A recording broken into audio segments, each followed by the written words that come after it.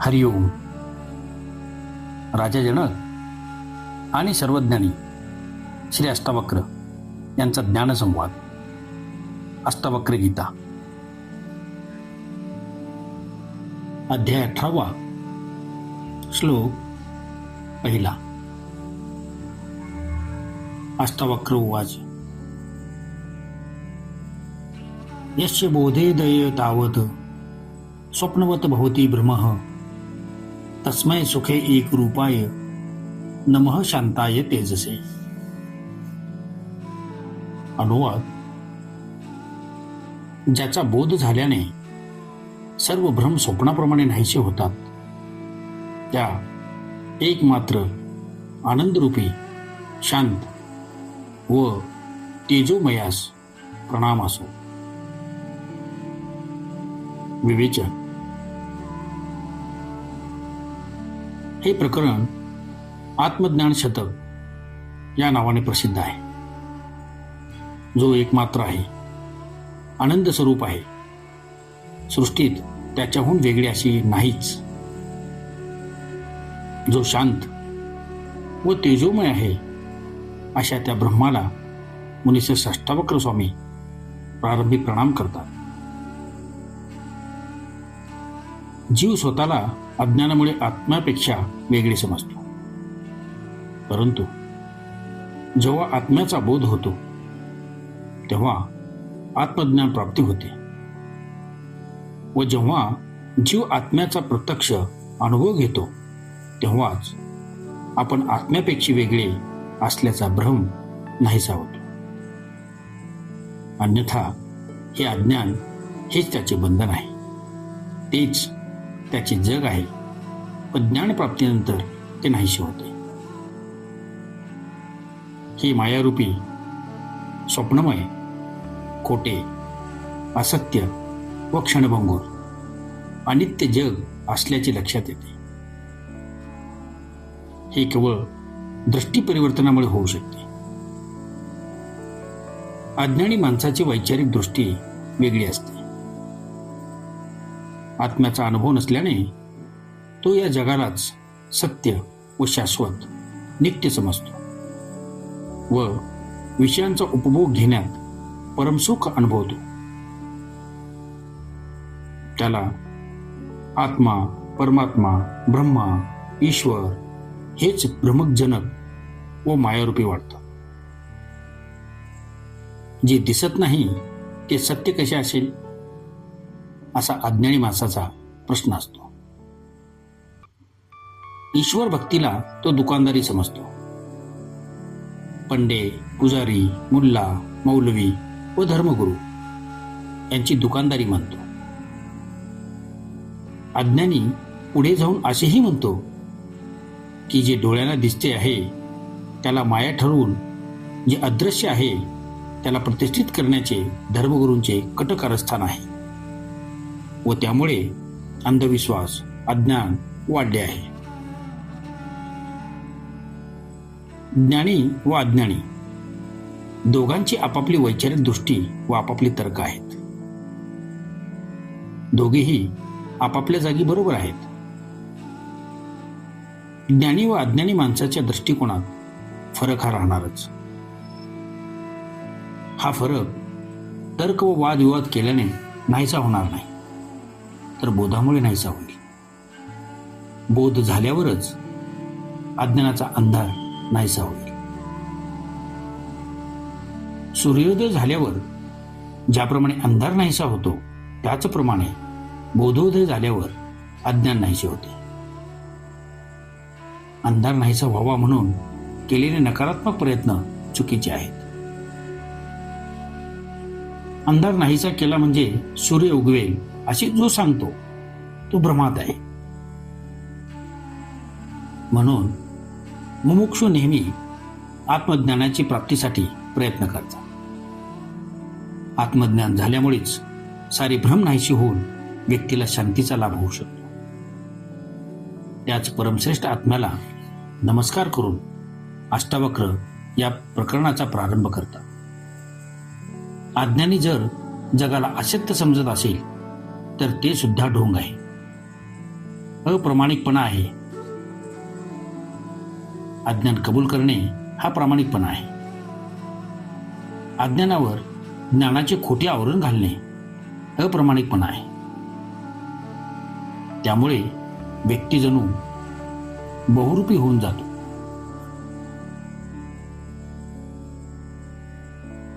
अध्याय 18 श्लोक 2.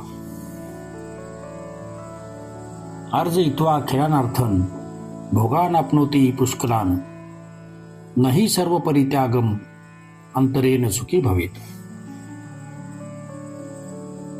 अनुवाद: सर्व आयुष्य खर्च करून मनुष्य धन कमवून अधिकाधिक सुखांचा उपभोग घेतो, पण सर्वांचा त्याग केल्याशिवाय सुखी होऊ शकत नाही.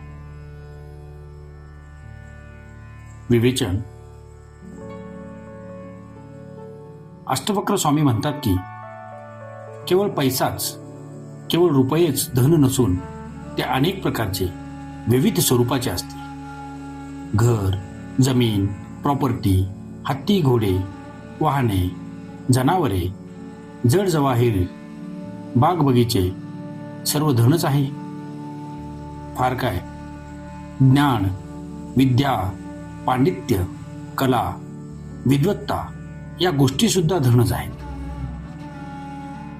भोग मिळविण्यासाठी मनुष्य या धनाचा उपयोग करतो किंवा या गोष्टी देऊन त्यांच्या बदल्यात सुख सुविधा प्राप्त करतो. श्रीमंतांना तर असा विश्वास वाटतो की पैशाने सर्व काही खरेदी करता येते. देशाचे राजकारण, अर्थव्यवस्था, उद्योग, तंत्रविज्ञानाचे फायदे अशा अनेक क्षेत्रावर आजच्या परिस्थितीत धनशक्तीचा बराच प्रभाव आहे. पैशाचा पूर्ण अभाव असलेल्या म्हणजेच धनविरहित समाजाची तर कल्पनाही करता येत नाही.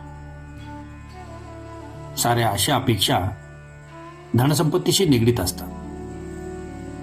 संकटात, अडचणीच्या वेळी पैसा कामाला येईल असाच सर्वजण विचार करतात. काही व्यक्ती तर याच कारणाने आपल्या कुटुंबाला सुद्धा आपली संपत्ती समजतात, कारण कुटुंबातील सदस्य सुद्धा संकटाच्या वेळी कामाला येतात.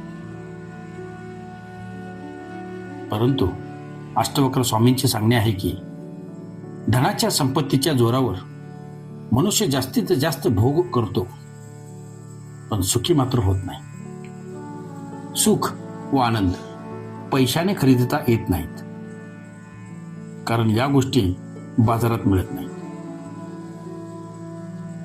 ती तर आपल्या अगदी आतल्या मनात जन्माला येणारी अनुभूती आहे.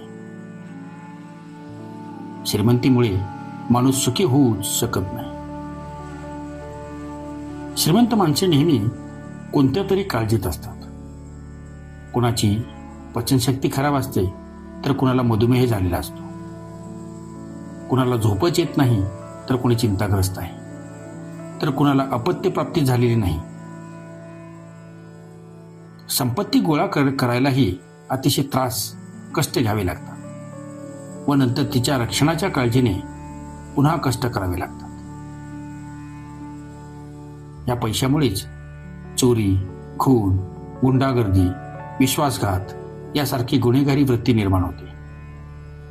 हा पैसाच अनाचाराच्या व दुराचाराच्या मुळाशी असतो.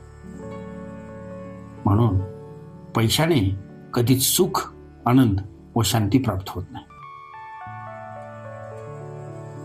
पैसे मिळविणे हा गुन्हा नसला तरी पैशाचे मागे मागे धावून त्यासाठी वेडे होणे फार वाईट आहे. हेच सर्व अशांतीचे कारण आहे. म्हणून मुनिश्रेष्ठ अष्टावक्र म्हणतात की धनसंपत्तीमुळे सुखप्राप्ती होत नाही. सुख तर संपत्तीचा त्याग केल्याने प्राप्त होते. त्यागाचा अर्थ असा नाही की पैसे मिळविणे बंद करून आळशी व भिकारी होऊन जगावे. सारे सोडून जंगलात जाणे किंवा संपत्ती नष्ट करणे असाही अर्थ नाही. संपत्तीच्या प्रती आसक्ती न ठेवणे आसक्तीचा त्याग करणे एवढाच याचा खरा अर्थ आहे. पैशाची गुलामी सोडा, पैशासाठी वेडी होऊ नका, हा खरा भावार्थ आहे. पैसा भोग देतो, भोगाचे सुख देतो, पण ते सारेच क्षणभंगूर असते. संपत्ती चंचल असते, तिचा भरवसा नाही. ती क्षणात अदृश्य सुद्धा होऊ शकते. म्हणून संतोष हेच परमसुख असल्याचे ज्ञानवंतांनी सांगितले आहे. ज्ञानी सांगतात, गौधन, गजधन, वाजीधन और रतन धन खान, जब आवे संतोष धन, सब धन धुरी समान. संपत्ती ही क्षणभंगूर आहे, असत्य आहे. ती खरी संपत्तीच नाही, ही उमजणे म्हणजे ज्ञानप्राप्ती होणे होय. व ही जाणीव झाल्यावर त्या असत्य संपत्तीचा त्याग केल्यानेच संतोष, शांती व सुख प्राप्त होते. संग्रह करणे, धनसंचय करणे ह्यात सुख नाही, पण त्याचा त्याग करण्यात सुख आहे. जो समाजाकडून कमीत कमी घेतो व जास्तीत जास्त देतो, तोच सर्वांपेक्षा जास्त सुखी होतो. जो फक्त घेतच राहतो व देत मात्र कधीच नाही व काहीच नाही, तो दुःखी व अशांत होतो. ओम शांती शांती शांती.